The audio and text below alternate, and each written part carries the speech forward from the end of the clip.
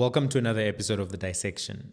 There are multiple stories that are running in the Sunday papers this weekend, and they show that there are cracks that are in the ANC that are being caused on one side by Jacob Zuma and the MK party, particularly in KwaZulu-Natal.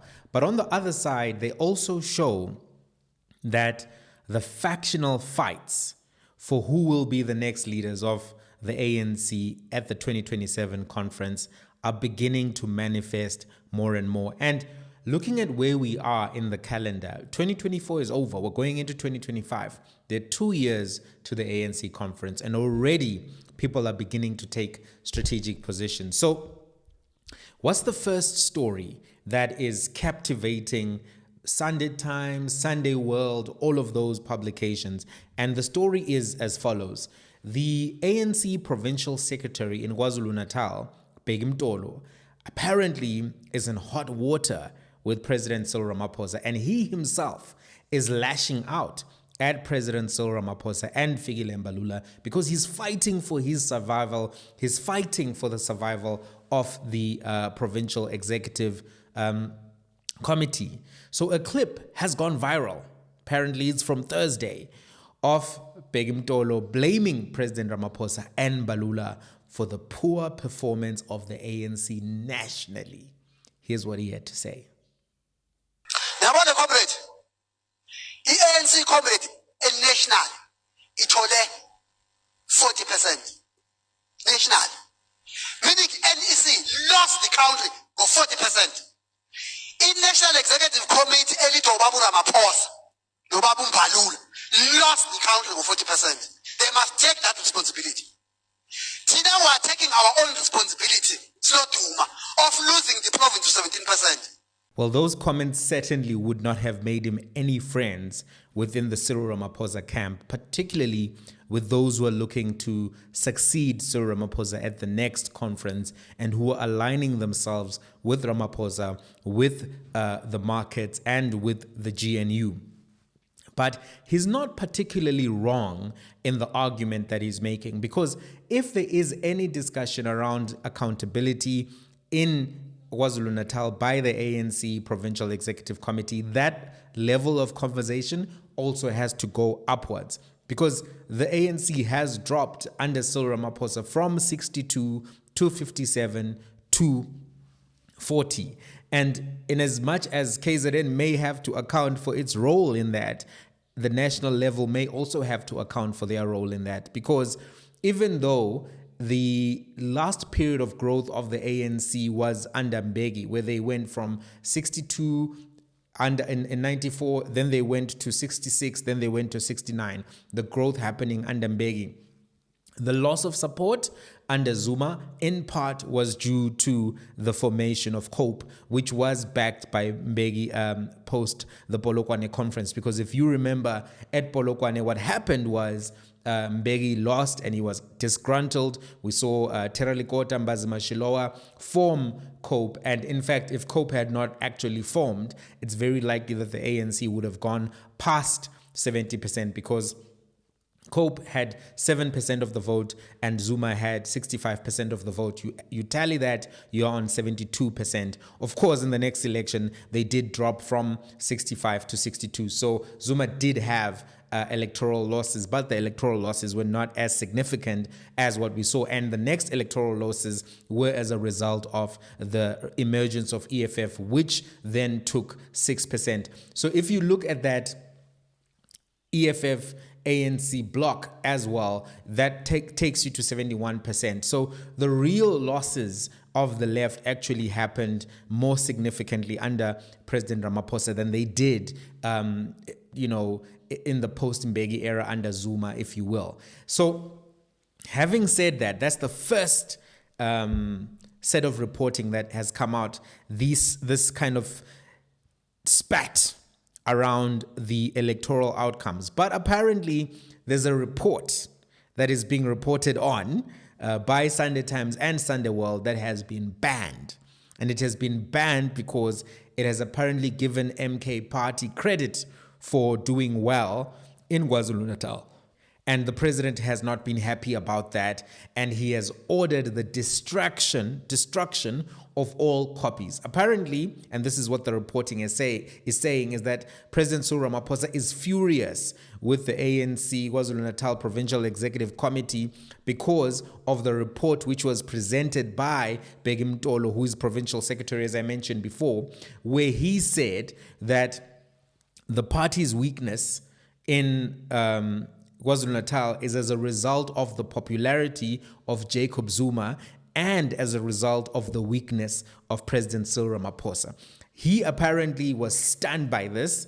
It was presented to him when there was a meeting which was held, a working dinner, which was held at Coastland Hotel on the 6th of November. And apparently, a report was presented, and that report basically said that MK is strong, Jacob Zuma is strong. And apparently Cyril got so angry that he said that the report must be recalled on the spot.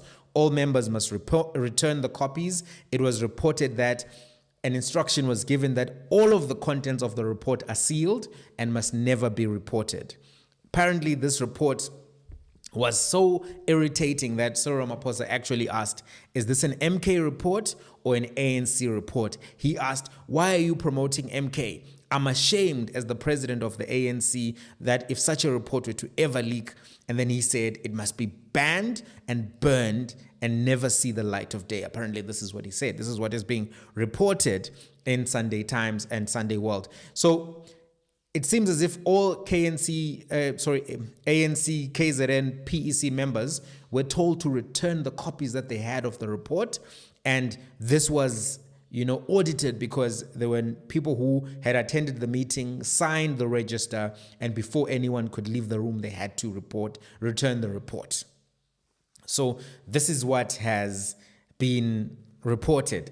There's another set of comments which have been made by Mtolo, which he was giving as an explanation of why the party has not done well or why the party has not been as good as it should be. And he said that there's been corruption of the party by money and that the ANC has been influenced by money. So what he said is that the ANC should cleanse itself of rogue elements who have infiltrated the party.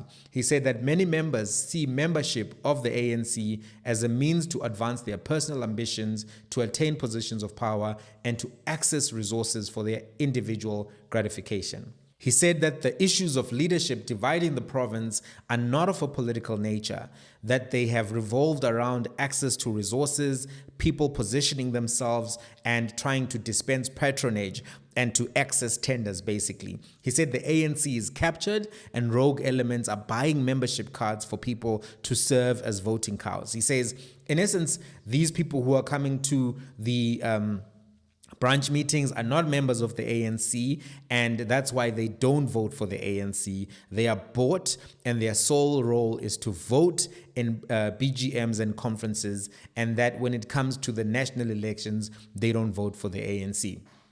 He's kind of right that money has become a factor in ANC leadership contests. And I'm reminded of what an ANC veteran told Newsroom Africa in 22 during the conference. And he basically said that, delegates at a conference were being purchased and that they cost between 20,000 and 50,000. And he was basically implying what some people have alleged, that, the ANC conference was bought and that the person with most money won the election. And if you recall, there was a lot of accusations about buying of conference in 2017. People tried to get to the bottom of it by looking at who contributed to the Sierra 17 campaign, but we know that the Gauteng courts sealed those records. And, whenever President Cyril Ramaphosa is concerned, sometimes sealing also happens a lot. Lots of sealing of reports, lots of sealing of documents. But this is what was said at the time by this ANC veteran. Here's what he said. Andile Masina, speaking to Clement Mayatel a few moments ago, alluded to the buying of ANC members. Is this something that you are hearing whispers about? Yeah, I think the buying of the vote is common. In the last 4 conferences of ANC, the buying of the vote has been common, has been done at different, all these conferences in different ways, In the past, they used to bribe delegates to say, when you vote, show us what you voted, who you voted for, and then they will give you the balance of the money that for bribery. And sometimes, so they change. Sometimes they want to see the photos of who you voted for. You must take the ballot and so on. So, and they give all sorts of monies for delegates because of the electoral law inside the ANC. As we are saying, we need to change how we elect leaders inside the ANC. We need ANC general elections in future where all ANC members will have the right to nominate leaders and will also have the right to elect leaders. At the moment, it's only 2% of ANC members that are there in that Nazareth place.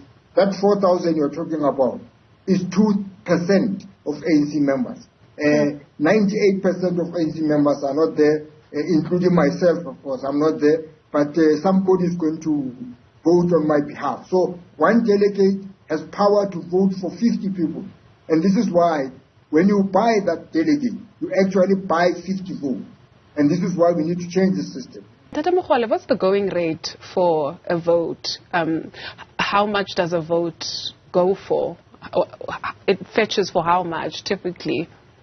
It depends. It depends. They are not the same. If you have to bribe somebody in the urban areas of, Johannesburg, Gauteng, Durban City, Durban area, you might need to fork out more or promise them tenders of a railway line or pipeline that their company will get this tender and so on and so on. And for those who come from the villages, in the past they used to give them 20,000 others or 50,000. And when you come from a rural village, somewhere in the, I don't want to mention the provinces, but many of these rural areas, provinces, if you come from there and they give you 50,000, they say you vote for so and so. When you go back to your village, you're really wealthy because you can buy maybe 10 goats and even have change. And in the village, then they will know that this man comes from the ANC conference. So it depends. The value, I think, varies and changes. But they buy them. That's known, And unfortunately, that's where some people make money out of ANC conferences. Sure. So at this point, you may be wondering, what is this all about? Why are we getting all of this reporting? Why are we getting all of this contestation? Fundamentally, it's about the future of two provinces, KwaZulu-Natal and also Gauteng province. And this stage, the KwaZulu-Natal stage, is a precursor for a bigger battle. So this week, Luthuli House summoned the ANC's KZN leadership to account for the mediocre performance in the last election. So if you know, ANC KwaZulu-Natal did not do well, and there has been discussion for a while about what's going to be done and whether or not there are going to be consequences. So apparently, ANC leaders in Gauteng and KwaZulu-Natal are preparing for a showdown, which will happen tomorrow on Monday, where they will be presented with one final chance to plead their case against an onslaught from those within the NWC of the ANC who want them to be disbanded, which is the National Working Committee. The ANC has had several meetings with both provinces in an effort to try to determine whether or not disbandment is the right approach to dealing with the poor performance in the last election. So the big fight is going to be around KwaZulu-Natal tomorrow on Monday, and whether or not KwaZulu-Natal should be disbanded, right? Now, there are different schools of thought, and these schools of thought are showing where the factional divides are going to be. And KwaZulu-Natal is the first one that's going to be up on the block in a real way, because the ANC lost power there in a significant way. They dropped to 17% from over 54%. I think they were about 54%. It's a drop of 37% in one election. Significant drop. And when you do that in terms of a rate of change, that's an even more significant drop, right? So apparently on one side, you've got people like Nomvula Mokonyane, who's the Deputy Secretary General, and Paul Mashatile, who are likely to be opposing the disbandments, while Mbalula is likely to be pushing for the disbandments, and whoever else is on his side. So this is showing you the 2027 factions. And Bheki Mtolo apparently is shouting like this and so loud because apparently this is a predetermined thing. It's a predetermined thing. It's a done deal. They are probably going to dissolve this thing. They may not. They may not dissolve it, right? That remains a possibility. But based on how it goes, we'll be able to see where the balance of forces lie. We're going to be able to see where the balance of forces lie. But the reason why reports are being, banned, the reason why Bheki Mtolo has been shouting at Cyril and Mbalula as well, is because this is where things are. Now, I want to make some comments, my thoughts about this whole fiasco. First thing I want to say is that it seems bizarre to me for the ANC to refuse to acknowledge that Jacob Zuma and the MK party are the reason for their losses in KwaZulu-Natal in particular. IFP in 1994 was more popular than the ANC in KwaZulu-Natal. Jacob Zuma and others, he wasn't alone, but they were able to bring popularity to the ANC, bring in KwaZulu-Natal. And when Zuma was the leader of the party, we saw that the ANC got the most votes in KwaZulu-Natal than they had ever gotten. So when you remove Zuma and then take the route that was taken where Zuma seems to be persecuted, where Zuma seems to be ostracized, where Zuma is being blamed for 9 wasted years, that is not necessarily going to land well in KwaZulu-Natal. And here's the reality. People don't like to hear this, but it's true. Jacob Zuma is very powerful in KwaZulu-Natal, and he's more popular in KwaZulu-Natal than Cyril Ramaphosa. And when those things played out the way they did, particularly the arrest, that definitely led to a decline in popularity of the ANC in KwaZulu-Natal. So if the provincial committee comes and says, we lost in KwaZulu-Natal because of Zuma, yes, it's true. That's the reality. You can't, even if you ban the report, you burn everything, everyone can see that. ANC is celebrating its 1 year, not ANC, MK is celebrating its 1 year anniversary in KwaZulu-Natal because they know that is their dominant stronghold and it will continue to be their dominant stronghold. That's not necessarily going to go away anytime soon. And failure to acknowledge it, it's just not realistic considering what's happening. The ANC in KwaZulu-Natal is not the reason why there is an MK party. They're not. That's my second contribution to this chat. The treatment of Zuma by the ANC faction in power from 2018 is the reason why there is an MK party now. The party under Ramaphosa had strategic options of how to deal with the Zuma issue. They could have given him dignity, they could have allowed him to retire, but they wanted to see blood. They wanted to show capital and the markets that they were going to deal with Zuma and that they were going to eliminate those who perpetrated state capture, etc., etc. And many of the decisions that were taken after that were decisions that were taken which were going to create the outcomes of 2024. They were inevitable. You don't treat a former leader of your party who was president, who was the face of the party for 2 elections, he was on the T-shirt, he was the face of the party in the way that he was treated and expect to perform well. It doesn't happen, particularly in African politics. Those decisions were made by the Ramaphosa camp. They are responsible for the creation of MK. If Zuma had been given a respectable retirement, if he had been allowed to maintain his dignity, if he had been allowed to maintain and save his face, none of this would have happened. ANC would have continued to be in the 60s. That's the reality. But that was not the avenue that was pursued. And as a result of that, these things have happened. Now you may be thinking, what is this guy talking about, etc., etc. Listen, when you hold power, certain things can be done, certain things cannot be done. We've seen, for instance, how de Klerk was treated because there was an understanding that even though he was such a vile man who contributed in many ways to some of the worst moments of apartheid, you could not treat de Klerk a particular way. He died with dignity, still denying that apartheid was a crime against humanity. But he died and was given, honor by many within the ANC because there was that understanding of the dynamics of the nation.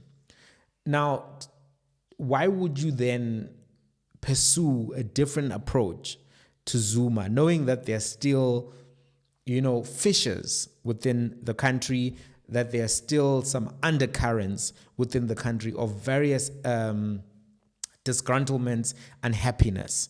So the decisions that were taken to almost say, we're going to make this Zulu president the first president who will be embarrassed, who will be denigrated, who will be tarnished. That was a decision that was made by a faction of the ANC, the ruling faction of the ANC. And it's the reason why MK exists and the reason why the ANC is sitting on 40%. It's not just the ANC in KwaZulu-Natal that messed up, right? Having said that, the KZN leadership of the ANC did not help the issue. And they themselves are not seemingly self-reflective. And I understand why Ramaphosa would be a bit angry about their performance as well, because many people were worried about the performance, for instance, of former Mayor Mxolisi Kaunda. He was there dropping rap albums. It was, there were real issues being raised about salmonella in the water, about the maintenance of beaches in KwaZulu-Natal, particularly going into the festive season. These were easy things that could have been fixed. They were not fixed. And many people also saw the behavior of Bheki Mtolo earlier this year, where he was having spats with a spokesperson for the king, and they thought that's foolhardy. That's going to be seen by many as disrespectful. And one of the things you cannot do in Zulu culture is ukdelela, being disrespectful. You cannot do that. And you definitely cannot delela in the direction of the king. You cannot do that. And these things contributed to the underperformance of the ANC. So in as much as I have just said that the treatment of Zuma created the MK, the performance of the KZN leadership when they were in positions of power as well didn't help, right? Several of them were seen to be arrogant, to be chasing money. And even though Mtolo now is saying that, no, other people are chasing money, etc., he makes it seem as if they are like, Steve Biko's and, Patrice Lumumba's and Thomas Sankaras there, that they were not also involved in that. And many people view the ANC in KwaZulu-Natal as having lost the way, and many of those people to be part of, chowing money and trying to position themselves so that they can chow money and, move in that way. So, yeah, I think that that's part of it. So I think President Ramaphosa was right that the report was damning and that the report does seem to be praising MK, but MK did well. If you have an internal report saying, no, MK killed us and they killed you, then it's real. What do you want? Anyway, I think he was right, but I am worried about the censorship. I am. Because I keep hearing from the media that Julius Malema is a dictator and that we shouldn't, entertain Julius Malema for conversations about his future presidency because he's a dictator. He's an authoritarian. So that's a valid concern. If indeed he is, as he's described, people should be worried. But one of the things dictators also like is censorship. So if this is censorship and people are being told to burn and seal and do this to reports, I worry about that because it seems to be going in that same conversation that we've been told we should not entertain for Julius Malema. Why not have an open debate about the performance of the MK and how it affected KwaZulu-Natal ANC? Why should this be hidden? Even if you are the president of the ANC, surely you want to have open debate rather than burning reports, because the branches must have this debate. The broader national ANC must have this debate. If you are saying that one side must be disbanded and dissolved, it's fair for other people to say, but what about you? Should you not be banded and dissolved because you are also holding the 40% L? Yes, they are holding an L, but so are you holding an L. El Vovo Tirango is not just going one direction to Bheki Mtolo and Kaunda and all of these guys. It's also facing you. So that debate should be allowed, right? So if there's censorship is often what dictators do. It's often what dictators do. And no one is a dictator. South Africa is a democracy. Even Julius Malema has elections. But dictatorial tendencies should be called out, should they not? right? And there should be no exemptions. I often say principals should not care about people. They should stand on their feet. If the principle applies to Julius and applies to somebody else, we should be cautious. If it applies to Zuma, if it applies to John Steenhuisen, it's not about individuals. It's just about the principle. So I wonder what you think about the censorship of this report which Mtolo prepared. Now, I want to say something which is bigger than KZN and bigger than all of this stuff that I've mentioned already. It seems to me that this battle is not really about KZN. The battle with KZN is not about KZN. It's about the next elective conference. Some people are suggesting, and I think that they're fair to say that KZN will be disbanded, and if that's successful, the Mbalula loyalists will then be put in place, and that will give Mbalula a stronger hand going to the conference, right? Because now his people will be in place to vote for him. But KZN in and of itself, even if you have Mbalula loyalists, it's not going to come back to ANC. MK seems like they're strong, they're gaining momentum, they're not going to be gone by 2029. So what's the full play? It seems as if the big target actually is Gauteng and disbanding Gauteng. But you almost need a test case. You need to set precedent for this disbanding on the basis of poor electoral performance. So for instance, if you successfully disband KZN for dropping from 50-something to 17, then the next group of guys who drop, you're going to be able to say, in the same way we disbanded KZN, we are disbanding you. Now, right now, Panyaza Lesufi is strong. He ran circles around Helen Zille. He's been talking about how, don't kill Chris Hani again, and been positioning himself as one of the people who are going to be kingmakers and main players within the ANC going to the future of the party and also to the next conference.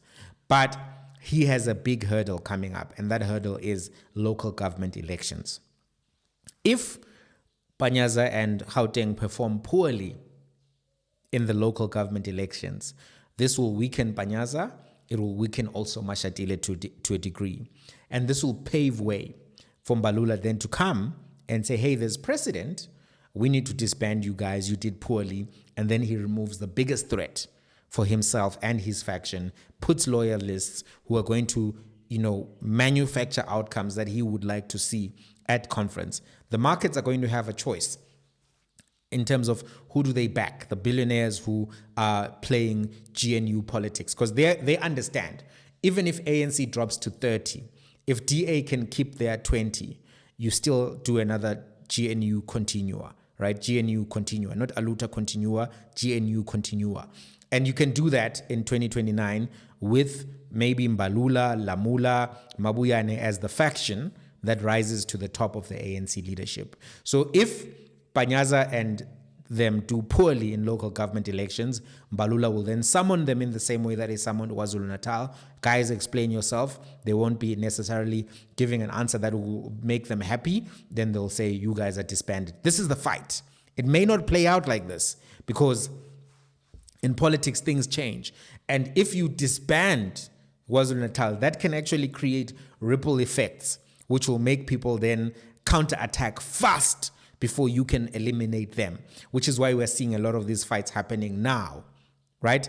But this is part of the big fight. It's not just about, hey, let's reflect, let's organizationally shift because of what we saw in 2024 elections. It's also people are playing the succession contest for 2027 because that is what's going to be, make or break for many of the people who are playing. And we know that there are factions that are taking shape right now. Everyone is saying that they're united, wada, but we've seen that, there's contestation. Panyaza is on one side, Mbalula is on the other side. And this is part of what will be the battle for the next round of leadership for the ANC. In fact, this is how I'm seeing it. I don't know if you're seeing the same thing. Let's have a conversation, though. Till the next one.